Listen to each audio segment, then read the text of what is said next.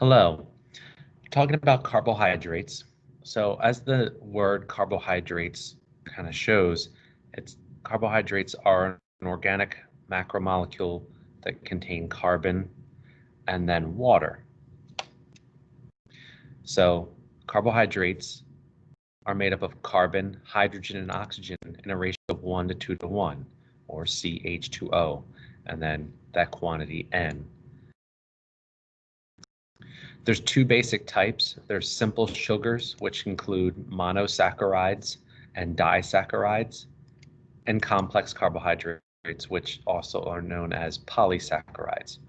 They're also, so generally in a case of a polysaccharide, you're usually talking about complex carbohydrates that are going to have, 12 to hundreds of monosaccharide links in their chain.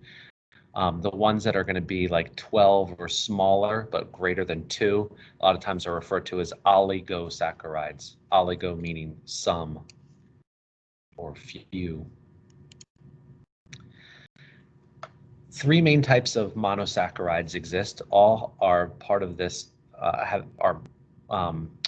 we would call them stereoisomers of each other. So they are all going to be C6H12O6, but they have different arrangements. And you can see they all have the functional group, the hydroxyl functional group off of a main carbon ring, and all of them have an oxygen at one part of the carbon ring. So there's glucose, fructose, and galactose. Now let me get into a little bit more about the makeup of these, especially glucose.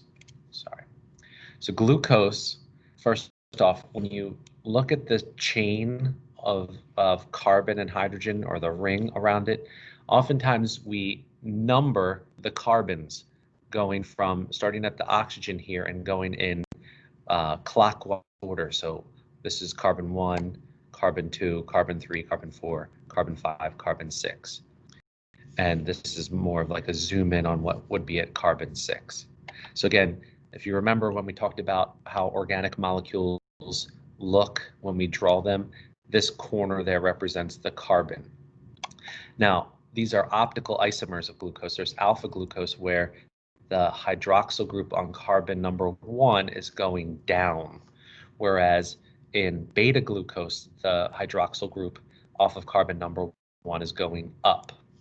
Beta glucose is generally not going to be metabolized, and it's going to be the component of cellulose, which is what makes up plant cell walls. Alpha glucose does get metabolized, and it's found in things like amylose, which is plant starch.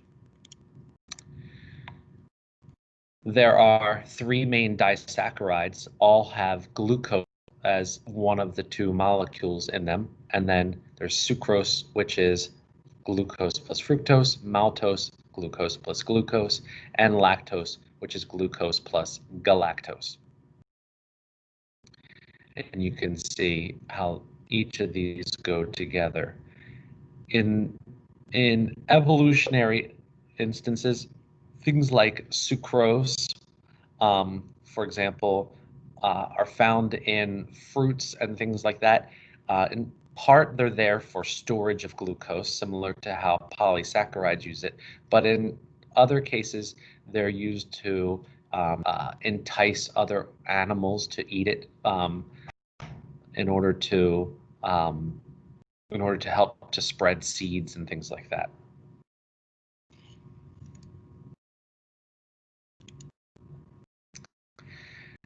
Complex carbohydrates, in this case starch, as this says here, starch is going to be a slightly branched or straight chain of glucose, alpha glucoses. It's a source of long-term stored energy for plants. So starch is going to be found in the leaves, and in the roots, and also in some fruits. And we'll do a banana lab where we're going to look at starch versus sugar in the case of how the component of the banana. So as it says there, plants produce starchy structures for animals that can indirectly benefit the plant. So in the case of like corn and other fruits, those starchy substances that are produced for the animals. And again, a lot of those things that are actually um, eaten by animals that are starch probably aren't actually there to be eaten by the animal. They're there more for the plant, um, because in many cases we need to process the starch a little bit, but they do happen to be edible for us. So like a potato isn't there to entice something to eat the potato. The potato just happens to be edible by us. The starch in the potato is there to help it live through the winter time, so that when it's the growing season, it will grow from the potato. It's basically a bulb similar to what you see in daffodils and other early spring plants. And they are also filled with starch.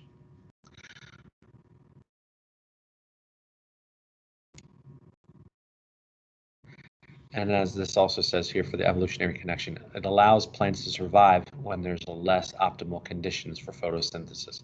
So like a deciduous tree is going to store starch in its roots to allow it to survive while it's not producing sugars in the fall and in the winter time when it doesn't have leaves yet.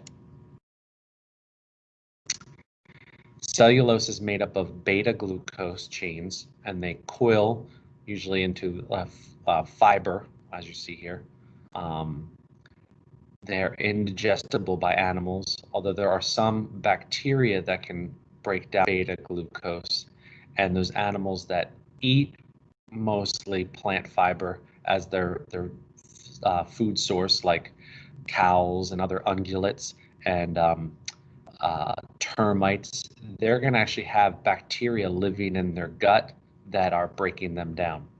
And oftentimes the byproduct of the breakdown of cellulose is methane, which is why a lot of those animals that eat lots of high fiber diets, they will produce lots of methane um, as a byproduct. So like cows produce methane. This is a picture of dehydration synthesis between the two monosaccharides to form a disaccharide. Ultimately, what's going to happen is from one hydroxyl group off of carbon number one of them, a hydroxyl group is going to be missed.